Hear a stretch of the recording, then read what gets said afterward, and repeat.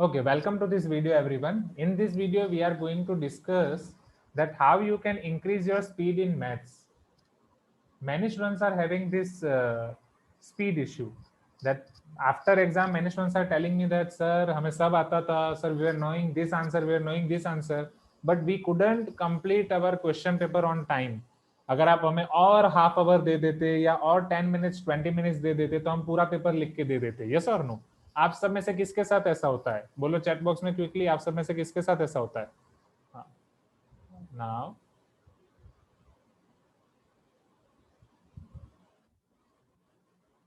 yes, yes.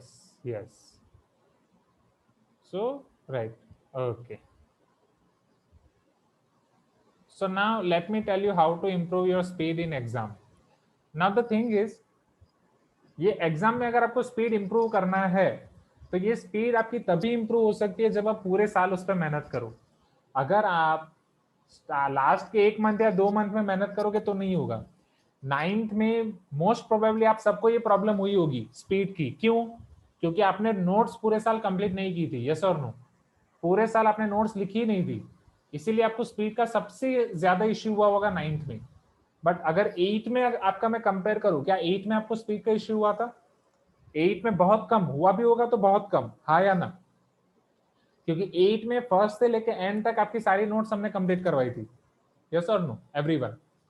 8th में हर रोज आपका homework checking होता था. जो अवंती स्टूडेंट्स थे मैं उनकी बात कर रहा हूँ, राइट? जो बाकी के हैं, यहाँ 8th में आपका स्कूल ऑफलाइन होता था, उस टाइम पे आपने पूरा किया था. 9th में आपका स्कूल ऑनलाइन था, कोई देखने वाला नहीं था, तो इसलिए आपने नोट्स कंप्लीट नहीं की. उसका मेन वो होता है. सो मेन चीज है, उसके लिए आपको हर रोज काम करना पड़ेगा, हर रोज, एवरी डे. इसी के ऊपर मैं 1 मिनट का एक छोटा वीडियो बना के भी मेरे यूट्यूब चैनल पे आप डालने वाला हूँ, आप देखना. It is based on Rome, right? वो 1 मिनट का वीडियो देखना. रोम आपको पता होगा. Do you know about Rome? What is Rome everyone? Who will tell me? City, right? Foreign city, city of Rome. क्यों फेमस है? Yes, it is your capital of Italy. Very good, Zilan. तो रोम क्यों famous है?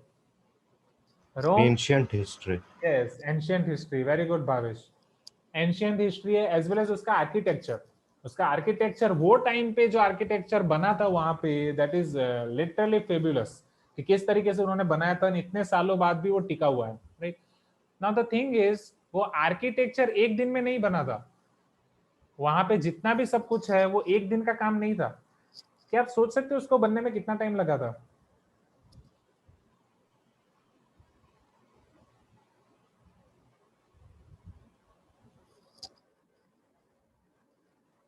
Can you read this? 10,10,560 days. Are you getting my point? Rome का architecture इतना अच्छा बनने के लिए उसको 10 लाख दिन लगे थे. Rome was not built in a day, और specially I can say Rome was built every day. हर एक दिन वो बन रहा था. Rome was built every day. In a same way, अगर आपके स्कूल में एग्जाम में या कभी भी आपको मैथ्स एक की एग्जाम में स्पीड चाहिए, whether it is a school exam, boards exam और अवंती एग्जाम, वो स्पीड आपकी एक दिन में नहीं आने वाली. Speed of the exam will not come by practising one day. उसके लिए आपको एवरी डे प्रैक्टिस करनी पड़ेगी. Are you getting my point? For that speed you have to practise every day. First ये कंसेप्ट आपको क्लियर होना चाहिए. अब वो प्रैक्टिस आप किस तरीके से करोगे, किस तरीके से आप हर रोज वो प्रैक्टिस करने वाले हो, वो मैं आपको बताता हूँ. Every day 1 hour maths practice के लिए डिनोट कर दो. Maths practice, this should be apart from your homework. अभी होमवर्क कम है, 1 आवर ले लो. होमवर्क ज्यादा हो जाएगा, हाफ आवर ले लो. इसमें आपका पूरा रजिस्टर आपको मेंटेन करना है. रजिस्टर आपको किस तरीके से मेंटेन करना है? जो आपकी नोट्स होगी, वो आपके नोट्स के पीछे बैक साइड पे एक कैलेंडर बना दो, right? Sunday, Monday, Tuesday, Wednesday, Thursday, Friday, Saturday. आज कौन सी डेट है? जैसे आज 8 अप्रैल है, आज कौन सा दिन है? थर्सडे है, हाँ या ना? 9th April, 10th April. Are you getting my point everyone? Please give me some response. क्या इस तरीके से आप कैलेंडर बना सकते हो? यस और नो एवरीवन? ये कैलेंडर में ऐसे 3-4 कॉलम छोड़ दो, फिर वापस डेट्स को रिपीट करो. 10th अप्रैल के बाद कौन सी डेट आएगी? 11th अप्रैल. फिर 12th अप्रैल, फिर 13th अप्रैल, फिर 14th अप्रैल, राइट। उसके बाद वापस 15th अप्रैल, 16th अप्रैल। ये आपके क्लास में, आपके सीनियर्स में हमने यूज की है एंड सब में हमें बहुत अच्छा रिजल्ट मिला है। अब एवरी डे आप जितने भी क्वेश्चन की प्रैक्टिस कर रहे हो वो 1 आवर में आपको प्रैक्टिस करना है। वो आप अवंती मॉड्यूल से करो, अवंती मॉड्यूल करने के बाद एनसीईआरटी से करो, कहीं से भी करो। आपके पेरेंट्स को बोलो आपके मॉड्यूल या एनसीईआरटी में से जो भी चैप्टर खत्म हो गया है रैंडमली कोई भी क्वेश्चन उठा के दे, रैंडमली जस्ट 5 to 10 क्वेश्चन उठा के दे, 5 to 10 question. Are you getting my point? Randomly just they will tick, वो आपके मॉड्यूल उठाएंगे उसमें से रैंडमली 5-10 क्वेश्चन दे देंगे। सपोज 8 अप्रैल को 1 आवर में वो 5-10 क्वेश्चन में से आपके 6 क्वेश्चन हुए। Are you getting my point? 1 hour में आपके 6 क्वेश्चन हुए। Please give me some response, right. Next day आपको ट्राई करना है कि वो 6 से ज्यादा करो, right. Suppose next day again 6 question हो रहे हैं, सैटरडे 7 क्वेश्चन हुए। 1 आवर टाइम लिमिट फिक्स है, 1 आवर का अलार्म क्लॉक रख देना है आपको।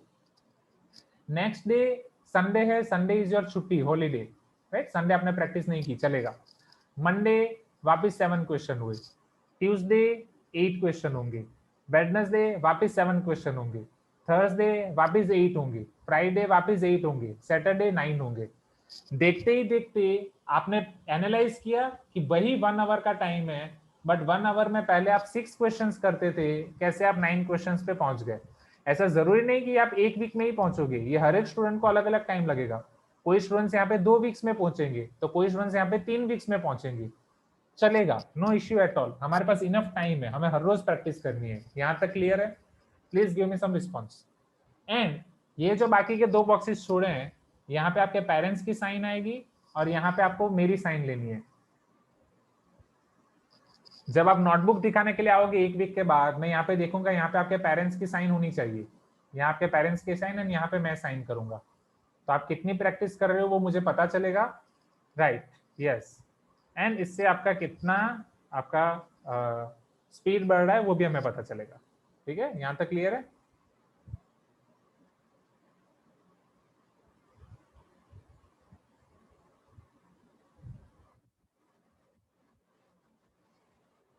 Yes Janvi, I completely understand your point.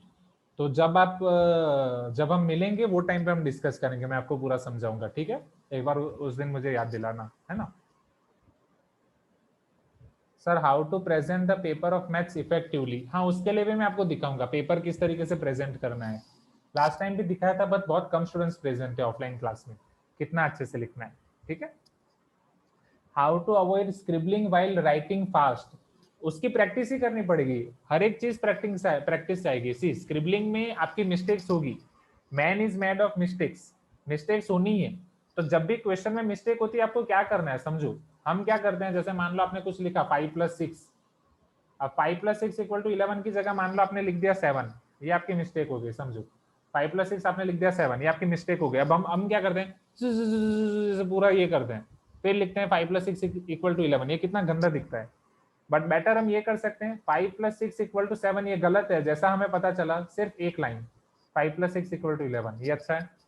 कई बार बहुत सारे स्टेप्स गलत हो जाते हैं, जैसे 5 + 6 = 7 लिख दिया, फिर 5 = 7 - 6, 5 = 1, ये बहुत सारे स्टेप्स गलत हो गए।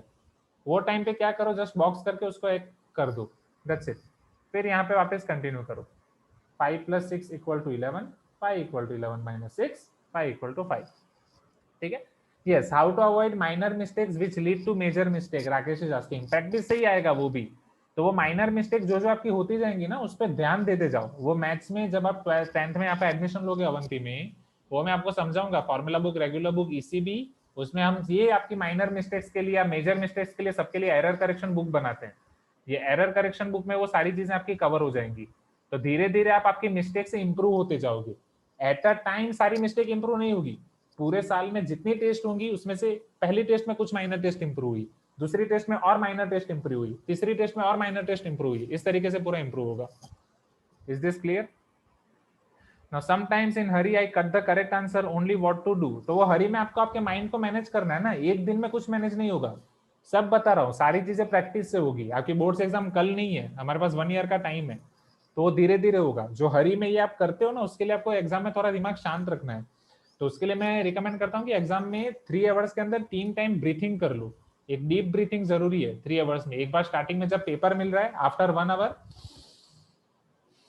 This is one breathing, and after second hour that's it. Third hour के बाद तो पेपर ही सबमिट कर देना है।